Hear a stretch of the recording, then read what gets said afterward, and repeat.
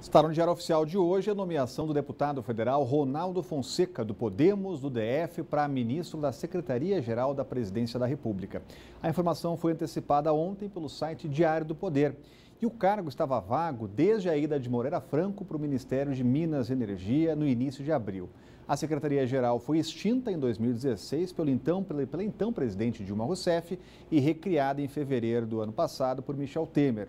Hoje a pasta é responsável pelas secretarias de Comunicação Social e de Assuntos Estratégicos, além do cerimonial do Planalto e do programa de parcerias para investimentos. Cláudio Humberto, dança das cadeiras? Pois é, essa cadeira estava vaga, né? E é um dos cargos mais importantes da Presidência da República, do Governo Federal, que é o cargo de ministro-chefe da Secretaria-Geral da Presidência da República. O deputado Ronaldo Fonseca, que foi convidado pelo presidente Michel Temer, já estava relutante com relação a seguir conquistando mandatos. Ele está no exercício do segundo mandato de deputado federal. Ele já estava um tanto quanto desanimado, tendo em vista aí a cena política que nós temos, a realidade política que nós temos. Ele não estava muito animado para disputar um novo mandato. E o convite do presidente Michel Temer acabou por sacramentar essa opção do deputado Ronaldo Fonseca, que é um amigo pessoal de longa data do presidente da República, confia muito nele, etc. Ele tem, inclusive, um histórico de lealdade aos temas que são mais caros ao governo na sua atuação no Congresso Nacional. E, portanto, o presidente Michel Temer nomeia um amigo para substituir um outro amigo, né, no mesmo cargo, que é exatamente Moreira Franco, deslocado para o Ministério de Minas e Energia. E a gente volta a falar sobre os reflexos da greve dos caminhoneiros aqui no Distrito Federal. Mesmo com o plano de contingência decretado pelo governo, com medidas para tentar amenizar os transtornos, a vida do consumidor continua complicada. Veja na reportagem. Movimento na rodoviária no início da manhã era intenso, principalmente de pessoas que usaram o metrô para chegar até o plano piloto. Quem utiliza todo dia esse transporte sentiu que os vagões estavam bem mais cheios. Realmente o pessoal está bem assustado com essa greve aí. Agora, entre os passageiros, fica a dúvida de como vai ser a volta para casa. Já estou preocupada. Acho que eu vou até ver com os amigos se eu posso pegar uma carona para casa, porque eu estou com um pouco de medo de estar tumultuado o metrô. De acordo com o Sindicato das Empresas de Ônibus, Piracicabana, Marechal e São José vão circular normalmente hoje. Já a empresa pioneira disse ter condições de rodar com apenas 70% da frota e somente entre as 4 horas da tarde e as 8 horas da noite. A URB também promete circular com só 70% dos ônibus. Já a São José afirmou ter combustível apenas para hoje. Amanhã só Deus sabe. Se os ônibus ainda têm combustível para rodar, muitos carros particulares já estão na reserva. Alguns postos estão com as bombas zeradas.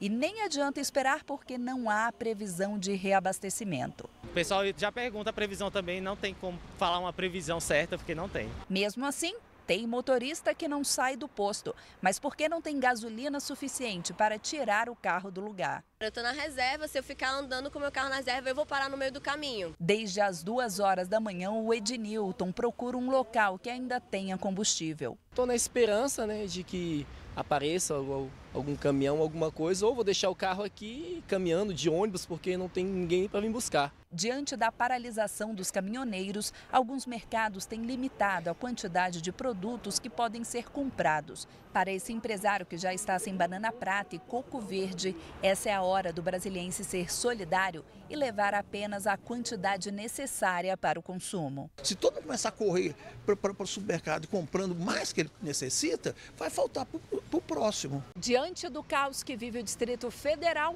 o governador Rodrigo Hollenberg montou um plano para esta sexta-feira para amenizar os impactos da greve na vida da população. Por exemplo, as aulas nas escolas públicas foram suspensas e o horário de funcionamento do metrô foi estendido em 1 hora a mais de manhã e também à noite. O governo determina ainda que a Polícia Civil e o PROCON fiquem de olho nos donos de postos para evitar que altos preços sejam cobrados nas bombas. O executivo manda ainda que a Polícia Militar libere as rodovias federais e garanta que caminhões-tanque possam chegar até os postos de abastecimento. E, por fim, determina que veículos que prestam serviços essenciais à população, como segurança e saúde, tenham prioridade de combustível. A Polícia Militar multou motoristas que estavam parados na fila para abastecer próximo ao Banco Central, mas o governador mandou retirar as multas. Vamos até tentar colocar aqui no vídeo, a gente consegue colocar aí o momento da multa. Cláudio Humberto, gerou uma reclamação geral aí de motoristas, né? Houve uma revolta mesmo, né? Porque afinal de contas ninguém merece. Em vez de a polícia tomar providência para desobstruir as vias, não, ela vai punir as vítimas exatamente dessa greve aí dos caminhoneiros, né? As pessoas fizeram fila ao longo aí do eixo de baixo, ali na altura da 202, foi quando aconteceu esse conflito específico. A Polícia Militar disse que foi acionada por uma senhora que estava com crianças no carro e não conseguia ter acesso ao eixinho, à tesourinha, né? Mas a gente entrevistou pessoas que estavam lá, né, que foram vitimados por essa ação truculenta da polícia, desnecessária, né, da polícia, e todos negaram. Disse que ninguém estava obstruindo o acesso à tesourinha e nem muito menos havia mulher com crianças e tal, que foi a alegação da polícia Militar. Mas o fato é que o governador, até por ordem do governador, essas multas serão efetivamente anuladas e, portanto, as pessoas que ficaram revoltadas com justificada razão podem ficar tranquilas com relação a isso. Tem mais reflexos. O abastecimento no aeroporto de Brasília entrou em estado crítico. A reserva de querosene acabou hoje de manhã.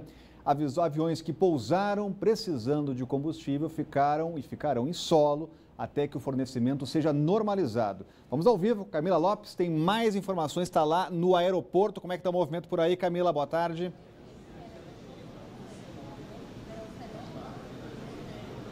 Boa tarde, Orengo. Boa tarde a todos. No momento, são 11 voos, né, que já foram aí atrasados por conta dessa situação da gasolina, né, do combustível, da querosene aqui no Distrito Federal.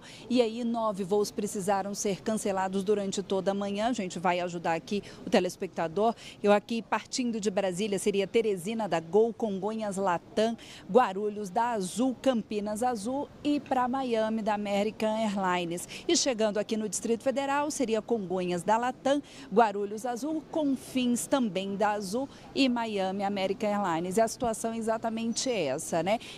Quem pousar aqui tem que ter combustível, querosene suficiente para continuar a viagem. Não existe a possibilidade dos aviões serem reabastecidos aqui no Distrito Federal. Caso isso aconteça, precise desse reabastecimento, vai ter que ficar em solo até que a situação seja normalizada e não há previsão. A Inframérica, ela tem falado bastante para os passageiros que têm viagem programada, antes de vir ao aeroporto, verificar se o voo foi cancelado, se está tudo ok, até porque, Orengo, diante da situação que a gente está de gasolina, não dá para fazer essa viagem perdida até o aeroporto, né? Obrigado, Camila. Continua acompanhando a situação em cima do lance, né? Cláudio Humberto, agora com reflexos graves no aeroporto. Exatamente. O problema que torna mais dramática essa crise é que se trata a gasolina, o combustível, o etanol, o diesel, de produtos perecíveis e rapidamente perecíveis. São produtos que evaporam. Simples assim. É por essa razão que ninguém, nem empresas de ônibus, nem de aviação, podem manter estoques com previsão de longa duração. Os estoques acabam em 2, 3 dias. É por isso que torna a crise ainda mais dramática, né? Não se trata de imprevidência lá do aeroporto, nem das companhias aéreas e tampouco das companhias de ônibus que em todo o país estão parando por falta de combustível. Mas agora com esse acordo que foi firmado ontem e com a intervenção das Forças Armadas, quem sabe a gente terá a volta à normalidade durante o fim de semana. O Ministério do Trabalho publicou uma portaria com novas regras para o trabalho intermitente, aquele que ocorre em dias alternados ou por algumas horas. Especialistas acreditam que a regulamentação vem em boa hora e pode ajudar a diminuir a informalidade. A gente volta a falar ao vivo com a Renata Dourado, já está de novo com a gente. É até bom explicar, né, o que pode mudar, né, Renata? É isso, Rodrigo. O importante é que a partir de agora o empresário ele vai ter um respaldo legal para fazer esse tipo de contratação. E esse trabalhador ele vai receber pelo período em que ele, obviamente, estiver trabalhando ou tiver trabalhado. Então, de acordo com essa portaria, esse trabalhador, ele pode sim ser funcionário, prestar serviço para várias empresas, para mais de uma empresa, óbvio que em horários distintos, e para empresas que inclusive sejam do mesmo segmento. Então, isso vale, por exemplo, para motoristas, para corretor de imóveis, só que o valor que ele receber não pode ser menor do que a diária do salário mínimo. Ele não pode receber proporcionalmente menos do que um salário mínimo. Ele também não pode receber menos do que um colega de trabalho que cumpre aquela jornada diária. Então, proporcionalmente também ele não pode receber menos do que esse colega de trabalho. No entanto, ele pode receber um pouco mais. Claro que tudo isso que a gente está falando é proporcionalmente, já que ele vai receber ali pelo período em que ele estiver trabalhando. O contrato intermitente, ele será por escrito e o trabalhador terá o registro na carteira de trabalho. Isso também é importante esse trabalhador saber. E mais, depois de um ano trabalhando para a mesma empresa, ele também vai ter o direito às férias. Então, aí é um direito também garantido a ele. A gente lembra que a regulamentação dessa medida, ela constava naquela medida provisória que foi assinada pelo presidente Michel Temer lá atrás, depois que a reforma trabalhista, ela foi aprovada no Congresso Nacional. Ocorre que ela tinha um prazo para ser avaliada pelos deputados e senadores, e esse prazo caducou. Então, passou do tempo deles aprovarem essas medidas, por isso o governo está tendo que fazer essas alternativas aí para regulamentar aqueles pontos que constavam nessa medida provisória, e esse é um dos pontos que veio por meio dessa portaria. Então, agora é importante tanto o empresário quanto os trabalhadores saberem aí os direitos e os deveres com relação a esse trabalho intermitente. Rodrigo. Obrigado, Renata. Olha, o ministro Gilmar Mendes, do Supremo Tribunal Federal, mandou soltar mais 2 presos por ordem do juiz Marcelo Bretas, da Operação Lava Jato, no Rio de Janeiro. E também autorizou a prorrogação por 2 meses do inquérito contra os senadores tucanos Aécio Neves e Antônio Anastasia. A investigação começou em abril do ano passado. Segundo delatores da Odebrecht, houve pagamento de 5,5 milhões de reais em vantagens indevidas para a campanha de Anastasia ao governo de Minas em 2010, a pedido de Aécio Neves. A Polícia Federal pediu mais 60 dias de prazo para concluir a análise dos dados no sistema do setor de propinas da empreiteira. Aécio já é réu no Supremo em um processo aberto após a delação da JBS. O senador tucano é alvo de outros 8 inquéritos, parte deles distribuída pelo Supremo Tribunal a instâncias inferiores da Justiça depois da restrição do foro privilegiado. E a seguir, o IPHAN aprova o projeto de reconstrução do viaduto do Eixão e as obras devem começar em junho, 4 meses depois da tragédia. O Band Cidade volta já.